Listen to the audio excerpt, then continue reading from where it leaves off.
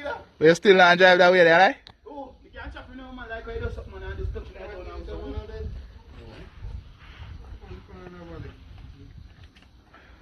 You know, the grinder over there, so it doesn't come down.